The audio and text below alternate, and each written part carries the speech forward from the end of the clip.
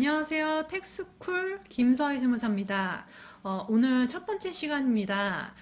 주제를 2022년 양도소득세 이렇게 바뀝니다로 잡아봤습니다. 작년과 비교해서 올해 양도소득세 부분이 어떤 부분이 바뀌어서 적용되는지에 대해서 간단히 말씀드려보는 시간 갖도록 하겠습니다. 먼저 1세대 1 고가주택 비과세 기준금액 상향입니다. 1세대가 비과세 요건에 해당하는 경우, 비과세 요건을 충족하는 경우 주택을 양도할 때 비과세 혜택을 받을 수 있는데 고가주택인 경우에는 기준금액 이상 초과되는 부분에 대해서는 과세가 되게 됩니다. 이 금액이 이제 상향이 된 것인데요. 기존에 이제 9억 초과분에서 12억 원 초과분으로 상향 조정되었습니다. 즉 보시면 양도 차익과 장기 보유 특별공제액을 적용함에 있어서 양도가액 기준으로 12억 원을 차감해주는 형식인데요.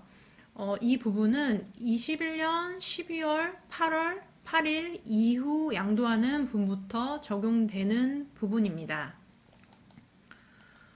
다음으로 1세대 1조합원 입주권 비과세 요건입니다.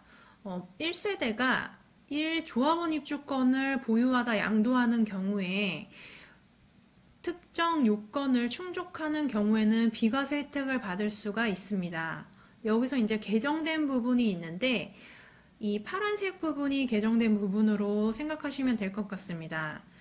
즉 보시면 양도일 현재 다른 주택 또는 분양권을 보유하고 있지 않거나 예전에는 다른 주택을 보유하고 있지 않거나 이 요건만 있었는데 여기에 이제 분양권이 추가됨으로써 요건이 좀 더 강화되게 된 것으로 보시면 됩니다.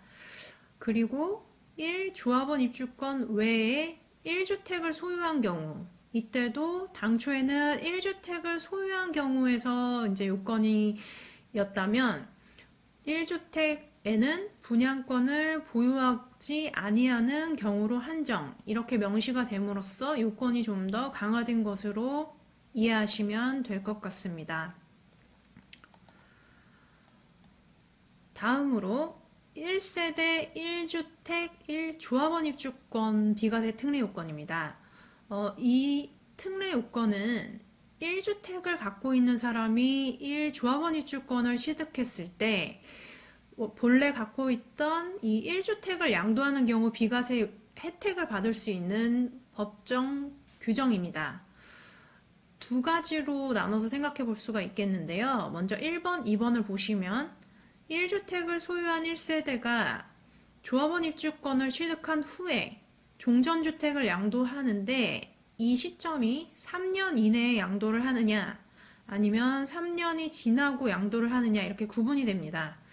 3년 이내에 양도하는 1번 같은 경우는 개정된 내용이 없고 3년이 지나서 종전주택을 양도하는 경우 아래에 이제 세 가지 요건을 충족해야 되는 걸로 요건이 추가되었습니다. 마찬가지로 파란색 부분이 추가됐다고 보시면 되는데 종전주택 취득 후에 1년 이상이 지난 후에 입주권을 취득하고 신규 주택이 완성된 후에 2년 이내에 세대 전원이 이사를 하고 그리고 1년 이상을 계속 거주해야 합니다. 그리고 종전주택은 신규 주택 완성이 되기 전이나 아니면 완공 후에 2년 이내에 종전주택을 양도해야 됩니다. 죄송합니다. 이렇게 세 가지 요건을 충족했을 때 비과세 요건에 충족되는 걸로 요건이 마찬가지로 강화됐다고 보시면 될 것 같습니다. 다음으로 앞서 1조합원 입주권 비과세 특례 요건과 비슷한데 1조합원 입주권이 1분양권으로 바뀌었다고 생각하시면 됩니다.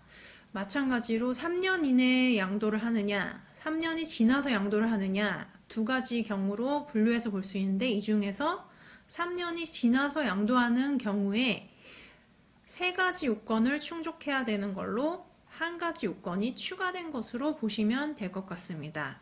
앞에 이제 말씀드렸던 조합원 입주권과 조합원 입주권 대신에 이제 분양권 요건으로 분양권으로 대입해서 이해하시면 될 것 같습니다. 다음으로 이제 겸용주택입니다. 겸용주택은 하나의 건물이 상가와 주택 부분으로 같이 사용되고 있는 건물을 말하는데, 즉 이 겸용주택을 판정함에 있어서 1세대 1주택 비과세 요건을 적용할 때 주택 면적과 주택 이외의 면적 중에 두 가지, 주택 면적이 더 큰 경우, 이를 비교했을 때 주택 면적이 더 큰 경우 전부를 주택으로 보았습니다. 근데 이제는 22년 올해부터는 개정이 된 사항으로 주택 면적이 주택 이외의 면적보다 큰 경우에는 주택 부분만 주택 면적으로 봐서 비과세를 적용해 주게 됩니다. 즉 다시 한번 말씀드리자면 22년 1월 1일 이후 양도하는 분부터 12억 원을 초과하는 겸용주택은 주택 면적이 주택 이외의 면적보다 크더라도 주택 부분만 비과세가 되게 됩니다. 작년까지와 비교했을 때 주택으로 인정받을 수 있는 부분이 적어지게 되면서 비과세 혜택이 축소된 것으로 생각하시면 될 것 같습니다. 다음으로 주택 부수토지 면적입니다. 마찬가지로 1세대 1주택 비과세를 적용할 때 주택의 부수토지 면적을 산정하는 데 있어서 주택 장착 면적이라는 거를 우리가 판단하게 되는데요. 이때 이제 배율을 곱해서 결정을 하는데, 종전에는 도시지역 내에 있느냐 밖에 있느냐를 기준으로 각각 5배, 10배가 적용됐습니다. 근데 22년 1월 1일 올해부터는 이제 개정된 바로는 수도권 내에 있는 도시지역 중 주거, 상업, 공업지역은 3배에 해당하는 배율을 적용하게 됩니다. 종전의 5배에서 3배로 축소된 거죠, 배율이. 그리고 나머지는 동일합니다. 수도권 내의 녹지지역 및 수도권 밖에 있는 지역은 5배, 그리고 도시지역 밖의 지역은 10배입니다. 마찬가지로 22년 1월 1일 양도하는 분부터 적용된다고 보시면 될 것 같습니다. 올해부터 양도소득세 비과세 요건이나 이런 부분이 좀 강화됨으로써 혜택을 받으실 수 있는 부분이 좀 축소됐다고 볼 수 있는데요. 개정된 부분 잘 숙지하셔서 양도 계획을 세우시는 데 참고하시면 좋을 것 같습니다. 첫 번째 시간 이상으로 마치겠습니다. 감사합니다.